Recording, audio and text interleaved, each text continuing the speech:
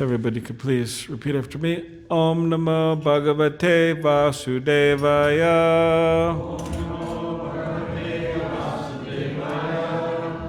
Om Namo Bhagavate Vasudevaya. Om Namo Bhagavate Vasudevaya.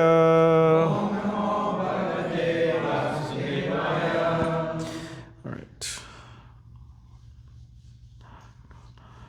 If you could please repeat after me. Brahmanyo Nya Kuto Nabir Vipra Mangala Pujataha Yasya Barhashi Yagyesham Darshayam Asur Ojasa Brahmanyonya Kuto Nabir Vipra Mangala Pujataha Yasya Barhashi Yagesham Darshayam Asur Ojasa Brahmanyanya Kuto Nabir Brahmangala Pujataha Yasya Barhashi Yagesham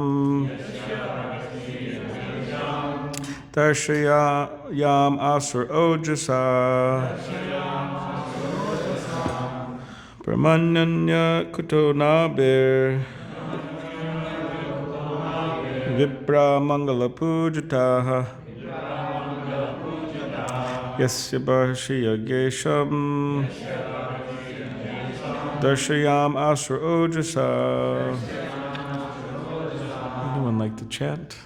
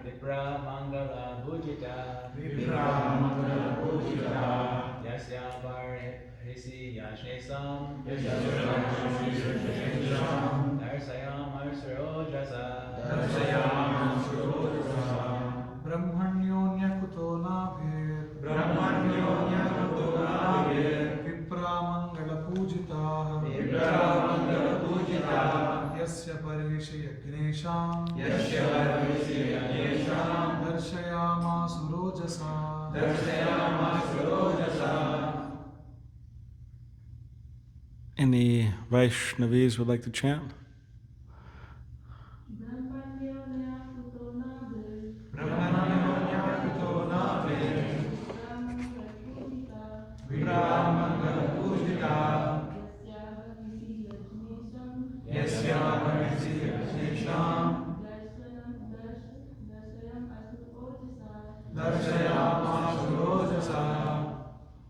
Okay. Brahmanyaha, a devotee of the Brahmins. Anyaha, any other. Kutaha, where's? Nabe, besides Maharaj Nabi. Vipraha, the Brahmins. Mangala Pujataha, well worshipped and satisfied. Yasya, of whom? Barhashi, in the sacrificial arena. Yagya Isham, the Supreme Personality of Godhead. The enjoyer of all sacrificial ceremonies. Darshayam Asuhu, showed. Ojasa, by their Brahminical prowess. Translation and purport by His Divine Grace, A.C. Bhaktivedanta Swami Prabhupada. The second prayer is this. Who is a better worshipper of Brahmins than Maharaj Nabi? Because he worshipped the qualified Brahmins to their full satisfaction, the Brahmins, by their Brahminical prowess, showed Maharaj Nabi the Supreme Personality of Godhead, Narayan in person. Purport. The Brahmins engaged as priests in the sacrificial ceremony were not ordinary Brahmins. They were so powerful that they could bring forth the Supreme Personality of Godhead by their prayers. Thus Maharaj Nabi was able to see the Lord face to face. Unless one is a Vaishnav, he cannot call forth the Supreme Personality of Godhead. The Lord does not accept an invitation unless one is a Vaishnav. Therefore, it is said in Padma Purana, Shat karma nipano vipro mantra tantra visaradaha avaishnavo guru nasyad vaishnava swat pacho guru.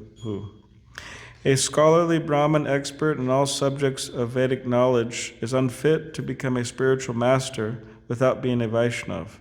But a person born in a family of a lower caste can become a spiritual master if he is a Vaishnav.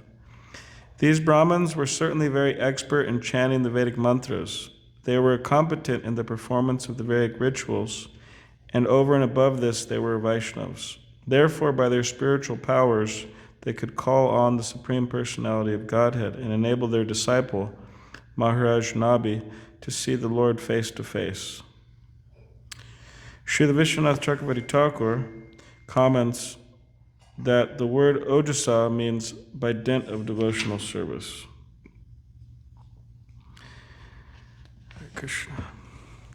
Om Jnanatimirandasya Gyananjana Shalakaya Chakshurunmilitam Mena Tasmai Shri Gurave Namaha Mukam Karitvachalam Pangam Langaite Girim Yat Kripatamaham Vande Shri Gurun Dinatarinam Vanchal Kapadribhishcha Kripa Sindhubevacha Patitanam Papanebhyo Vaishnavebhyo Namo Namaha.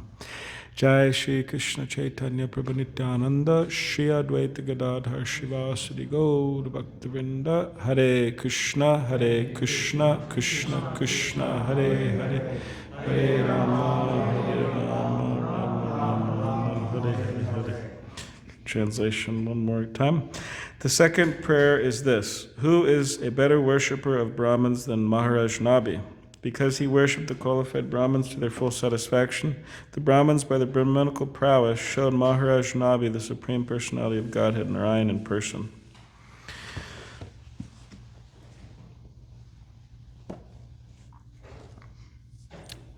So Maharaj Nabi, he is an extraordinary Maharaj, extraordinary personality.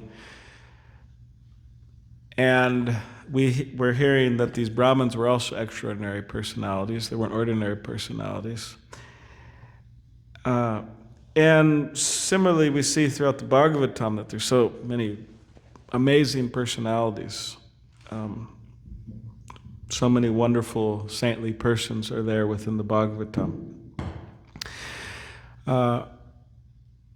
So Maharaj Nabi, his qualification was his pure devotion. That was his qualification.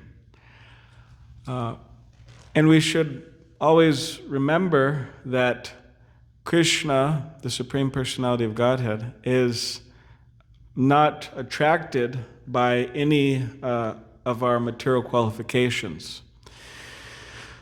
We may be very materially qualified in different ways. People may be educated or beautiful or wealthy or whatever it may be. But Krishna, that cannot attract Krishna. But Krishna is attracted by the pure devotion of his devotees. Just like we see in the Bhagavatam, there's many personalities who are not qualified materially in many ways. They have some disqualifications, materially speaking. But they're in the Bhagavatam, and they're great personalities. They're great saintly personalities. Can anyone think of some personalities in the Bhagavatam who aren't qualified materially, but who have great devotion, great pure devotion? There's quite a few of them in the Bhagavatam. Ambarish Maharaj? Sudama. Yeah, Sudama, Brahman. He's one. Any other ones you could think of? Yeah, Vidura. Yeah, because it was from a low birth. Anyone else? There's quite some more. Gajendra, yes. What was his disqualification? He was an elephant. Gajendra, Kubja. What about Kubja in the 10th canto? Where was Kubja's beauty? She wasn't beautiful. So Prahlad Maharaj was a young boy. People look at that as a disqualification, it's materially. Dhruva Maharaj was a young boy. You also have Ugrasena in the 10th canto. He was you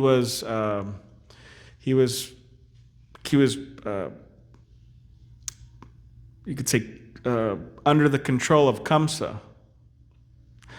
But a person like in Ugrasena's position, he should be very chivalrous and be able to conquer, but he was conquered by Kamsa. So in that way, you can say there's a material disqualification there. So you have Ugras. Sabri in Ramayana. Yeah, Sabri in the Ramayana, yes. So where was Kubja's beauty? Where was Sudama's wealth? Where was Vidura's high birth? Where was Dhruva Maharaj's maturity? So the idea is that Krishna is not pleased by material qualifications, but he's pleased by our devotion, our bhakti. So Maharaj Nabi had this, that great pure devotion. And these Brahmins also had this. The Brahmins had so much pure devotion that they could just call Krishna and he will come. And that's what they did. They called Narayan and Narayan appeared before Maharaj Nabi in this sacrifice. So you can imagine how qualified these personalities are in relation to their pure devotion. So yeah, we should remember that Krishna is attracted by devotion. Nothing else can attract Krishna. And Maharaj Nabi was such a great personality that Krishna came in the form of Rishabhadev.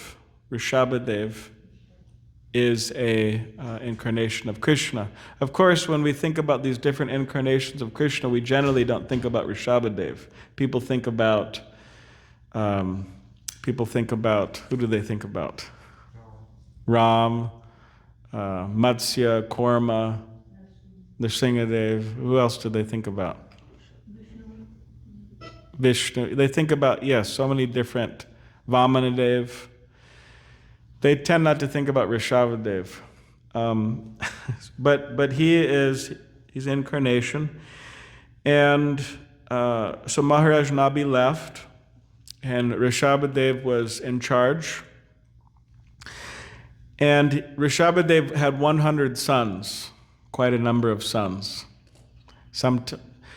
Sometimes people, they may have a hard time just taking care of a few children, but Rishabhadev had 100 sons, and 90 of these sons served under Bharat Maharaj, and Bharat Maharaj was such a great personality that the whole of India and the whole of the world actually at the time was called Bharatvarsha.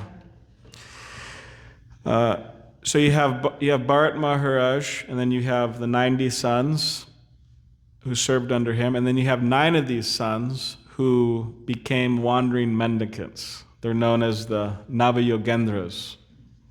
I think we have Navayogendra Swami, those of you who know him. So Navayogendras, 9 Yogendras, they travel and preach, and they're seen in the 11th canto of the Bhagavatam, and they have so many wonderful teachings. So Rishabhadev, when it came time for him to retire from the life of a king, which is also instructive, we all have stages of life that we go through. I was just thinking the other day, I was looking at that book, Beyond Birth and Death, and you see the changing bodies. And I was just thinking about my own change of body. I was thinking boyhood, youth, adolescence, kind of somewhere in the middle, around the middle now. So we go through different stages. The body goes through stages, and we as individuals go through stages. So student life, householder life, vanaprastha life. We step back from business and all of that and dedicate more of our time for Krishna consciousness. And then for the men, there's sannyas. Of course, it's not absolutely necessary for all men to take sannyas, so don't have to get too worried about that if there's some worry in anybody's mind about that. But at least vanaprastha's there. Everybody should get into that mood of vanaprastha, stepping back and retired pretty much, and dedicating all of one's energy to Krishna. So, but Maharaj Rishabhadev, he just left. He took sannyas. But before he took sannyas, he had this whole conversation with his 100 sons. He was instructing them, which we find in the next chapter. In the next chapter. Which Srila Prabhupada, when traveling in India, he spoke on these teachings of Rishabhadev over and over and over and over again, like one after the other. So he really found them important. And specifically the one he spoke on was Nayam deho deha bhajam nirloke kashtan karman arhate vidbhujame tapo divyam putra kayena sattvam shuddha yasmad brahmasaukam tvanantam. So he's saying to his dear sons, he's saying, my dear sons, you've taken this human form of life, and this human form of life is not meant to be engaged in working very hard. And he says, like the hogs and dogs. It's interesting because when you think about hogs, are they working hard, but I guess they're working hard to try to find food or something. That's the idea.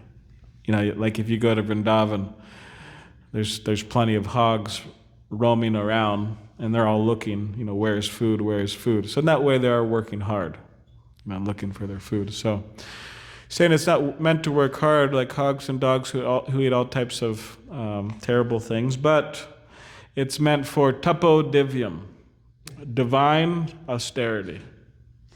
And what does austerity mean? Everybody's doing some austerity. They get up so early in the morning, they go spend time in traffic. I don't know how the traffic here is in Las Vegas. Is there traffic in the morning early? Probably, right? It's in every big city. They spend time in traffic. Should take 30 minutes, but it takes an hour and 20 minutes or however long it takes. So it's like a type of austerity, taking on difficulties to achieve a particular goal. So Rishabhadev is instructing his sons, we should engage in divine austerity. We should take on difficulties for the purpose of spiritual advancement. That's the idea. It might be difficult to rise early, to chant Hare Krishna in the morning. It might be difficult to do so many things like this, but control the senses or whatever it may be. But we take on those difficulties for the purpose of spiritual advancement. So that's what he's saying. And by doing that, what happens? Do we suffer from that? We get purified. And from that purification, Brahmasaukam Tvanantam, we get that unlimited, endless happiness, bliss, the bliss of Krishna consciousness. So he was instructing his sons like this. And there's a number of instructions he gives, a very wonderful chapter, which eventually you will get to. It seems you're going gradually through the 5th canto, right? Yeah. We just started a few. Okay. You went through the 4th canto? No, we didn't. You just We picked the... did in 7th. Oh, 7th, and I go... to Okay, nice, do this philosophy. nice, We Prabhupada teach all the time. nice. It's nice to know. Yeah. So, we'll gradually go through these teachings of Rishabhadev. And then Rishabhadev, after instructing his sons, he left. And very interesting. We don't hear about this with any other incarnations. Nityananda Prabhu was also harassed by Madai. Madai threw a pot at him, and you have these beautiful Gaur Nitai here, very beautiful. Last time I was here, they weren't here, so very nice. Meditation here, Gaur Nitai. But we don't see a lot of the incarnations really undergoing certain difficulties or issues like ordinary people do. But Rishabhadev, when he left, first of all, he wandered. He was just wandering, and people were harassing him heavily. They were throwing garbage at him. They were calling him names. They were contaminating his food. They were just abusing him heavily while he was traveling as a mendicant, all these envious people. And he was just tolerating. And then within those chapters, we'll hear later how it talks about what is the real cause of suffering. And Rishabhadev gets into it, and he says it's the mind. It's how the mind reacts to the world. Because Rishabhadev, he's traveling as a mendicant, and he's being insulted in so many different ways, but he's not suffering at all. He's just in ecstasy. He's not letting the world affect him in any way. Of course, you could say he's Krishna. It's easy for him to do that, but he's given an example, and he is teaching us that we could also be like that. It seems very difficult not to be affected by the world, but we could be like that if we become transcendental, if we realize our transcendental nature. So yeah, it's very interesting in these further chapters. So Rishabhadev leaves, and there's all of these different teachings and so on. And then he leaves his 100 sons, like I was saying, but Bharat Maharaj is one of them. And Bharat Maharaj is a very instructive pastime also coming in further chapters, the character and activities of Bharat Maharaj. Bharat Maharaj was also a qualified king, Maharaj, but somehow or other, he decided to leave his kingdom at a very young age. He just left. He just completely renounced it, just went off to the forest. And he was meditating there. And while he was meditating, there was one doe, female deer. She was scared of was it tiger? Tiger. Scared of a tiger, so she actually died, and then there was a miscarriage, and there was a young deer was born. So Bharat Maharaj, as a compassionate Vaishnava, he thought, okay, let me take care of this deer. So he was taking care of this deer, and he became attached. He became distracted. So he was supposed to be meditating, he was supposed to be focusing on Krishna, but he was becoming too attached to this deer. And then later, although he was on such a high platform, he's on the platform of Bhava, it's a very high platform of Krishna consciousness. Later, at the time of his death, he didn't think of Krishna, but he thought of this deer. And then he took corresponding birth as a deer.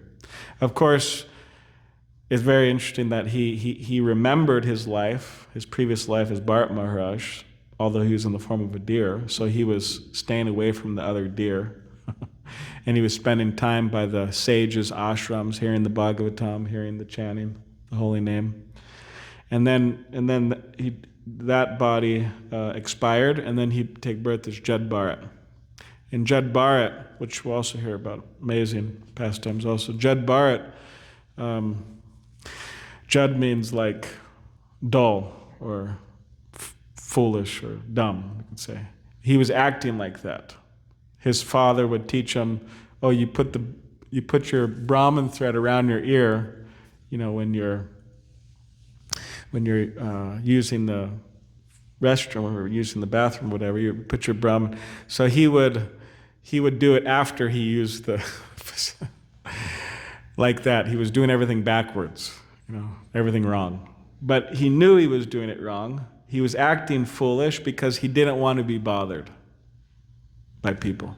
So anyways, it goes on into this pastime of Jad Bharat. Amazing pastime. But one thing we could learn from Bharat Maharaj is that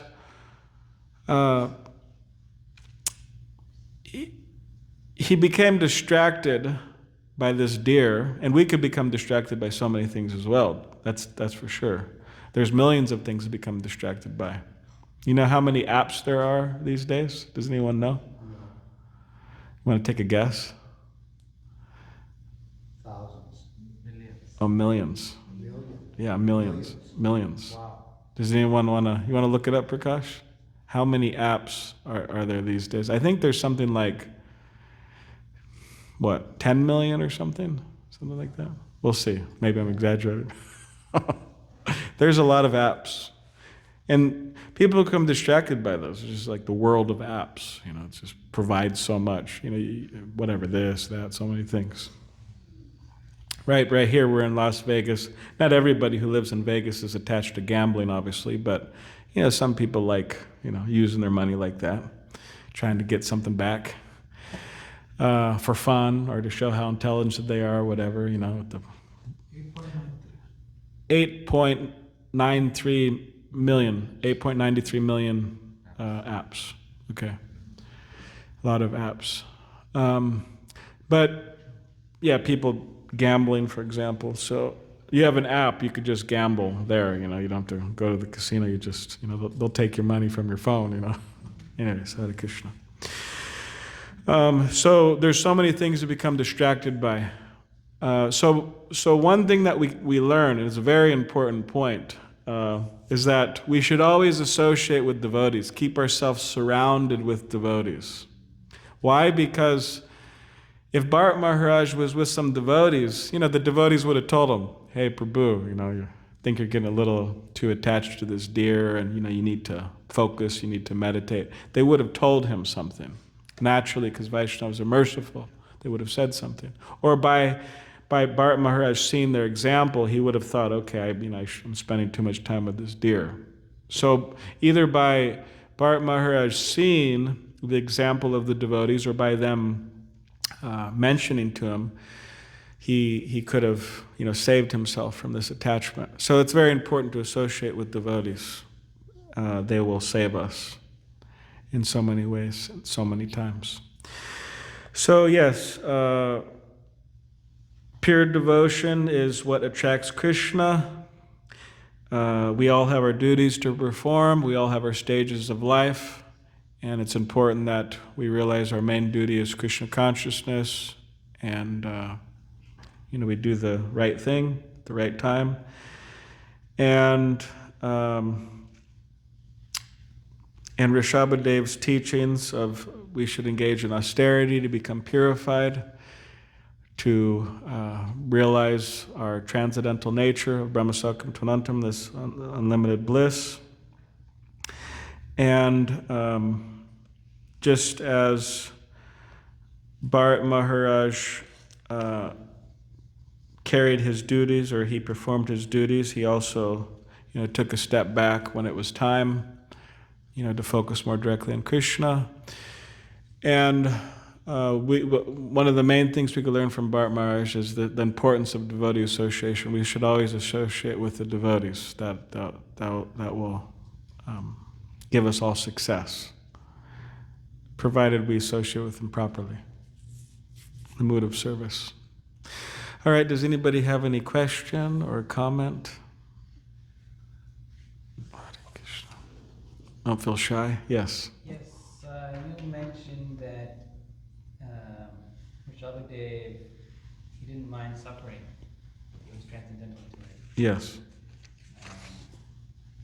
Any tips on that? How do we do that? Oh, yeah.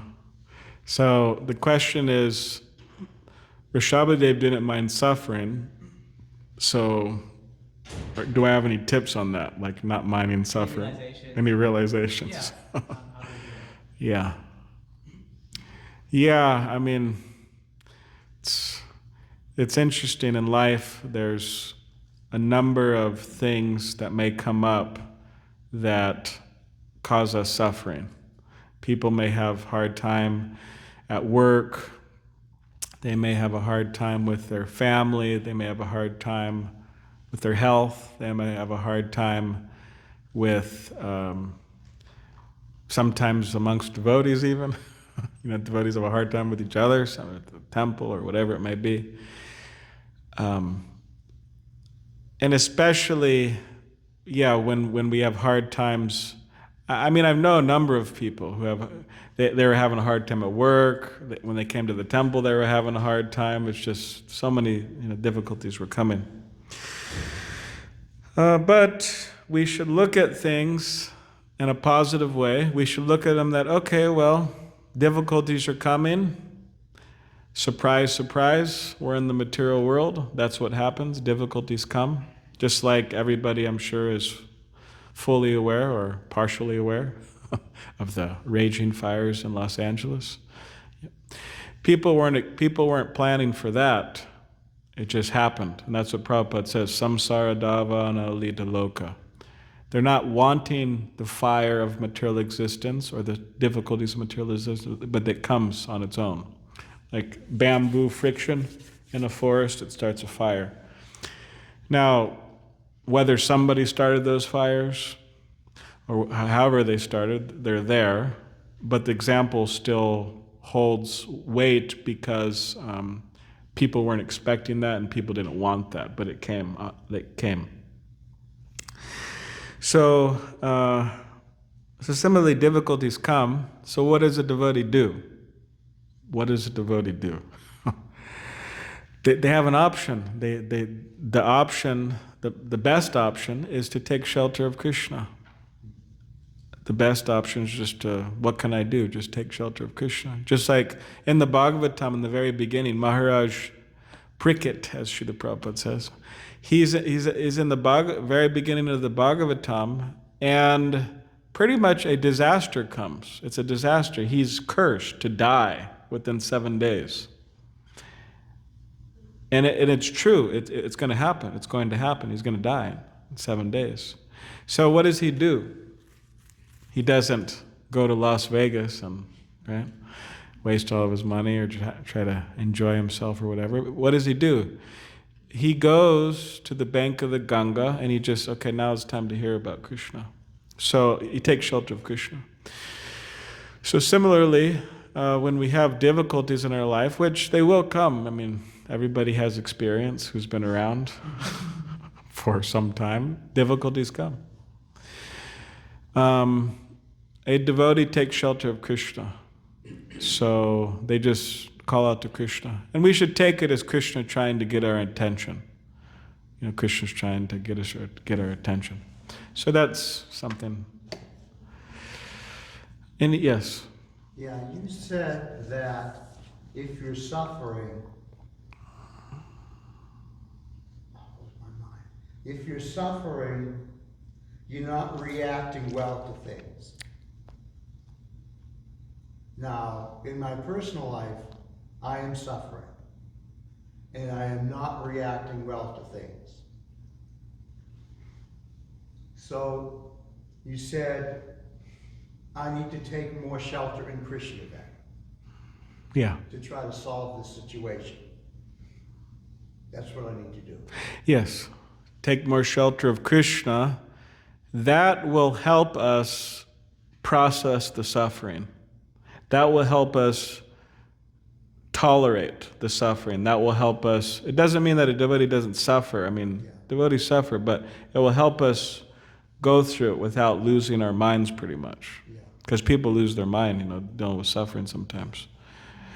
People end up in institutions, people end up in all types of different places because they lose their mind because they're suffering so much. It will definitely help us with that. And just like there's an example of his name's Bhakti Tirtha Swami. His Holiness Bhakti Tirtha Swami, disciple of Srila Prabhupada, originally from America, but he got cancer. He was a leader of the Hare Krishna movement. He got cancer, and while he was there in his last days, he called His Holiness Radhanath Swami to be there by his bedside they could hear him chant about Krishna together. So Bhakti Tirtha Swami, materially it's a suffering condition. I mean, his body's wrecked and of cancer, and he's suffering, but then he's hearing about Krishna. So it's like two things are going on at the same time. He's hearing about Krishna, he's relishing this great happiness. And then he looks at Radhanath Swami and he says, "Oh, it doesn't get better than this." You know, he's just hearing about Krishna, relishing the bliss of Krishna consciousness. Although on another platform, that suffering's there. So in this way, you also have the example of Srila Prabhupada. In the 1977, his body was, coming to the point of, he was coming to the point of leaving his body, and people would come and visit him, and then Srila Prabhupada would ask him, "Oh, how are you? And how is your family? And did you get nice prasadam? And do you have a nice place to stay?" And the doctor was saying, "Oh, people were crying because they were so impressed how Srila Prabhupada was so transcendental to the suffering." And there's even cases where people would say, "Oh, an ordinary man, he would be just crying out in pain, give me this, give me that to, solve the suffering." But Prabhupada was transcendental to it. So those are some examples. It'll definitely help, yeah. One other quick thing. There's also something that is going to happen that I'm not looking forward to. I'm not looking forward to a week from Monday. I'm not. Okay. Well, the same advice is there. Yeah. Take shelter of Krishna. Okay. Yeah. All right. Any other? Yes. What is the shelter process? I directly shelter Krishna, ya Guru Parampara through? Yeah, it's a good point. Rupa Goswami explains in the Nectar of Devotion that the first step is Guru Parashraya, to take shelter of the lotus feet of a guru, of a authentic, bona fide spiritual master. And we hear throughout Scripture that just like Krishna, he speaks to Arjuna, and he tells Arjuna that those who say that they are my devotee are not my devotee, but those who are a devotee of my devotee are actually my devotees. So in other words, this idea of servant of the servant of the servant, to accept the guru as the representative of God, representative of Krishna, to accept initiation from the guru, and in this way the guru connects you to the disciplic succession. You're connected to Krishna in that way. And you take shelter of the bona fide guru. Now, of course, what will the guru tell you to do? He'll tell you to chant Hare Krishna, to take shelter of Krishna. But the process is you take shelter through the guru. That's the idea, to take shelter through the guru. We don't approach Krishna directly, but we approach through the guru, the bona fide spiritual master. So, there's one thing, Tamal Krishna Goswami, he said that if you serve Krishna, the guru is happy. And if you serve the guru, Krishna is happy. And if you serve the Vaishnavas, both Krishna and the guru are happy. So it's nice to serve the devotees. There's different ways of serving the devotees. So. Yes, thank you. All right, any last question or comment? All right. All right, well, thank you, Bhagavat Priya Prabhu, for allowing me to come here to the Las Vegas Hare Krishna temple. Very kindly allowing me to come here. Not all temple presidents allow me, so thank you very much. That's not true. Vaishnavas are always welcome everywhere. That's true. Hare Krishna.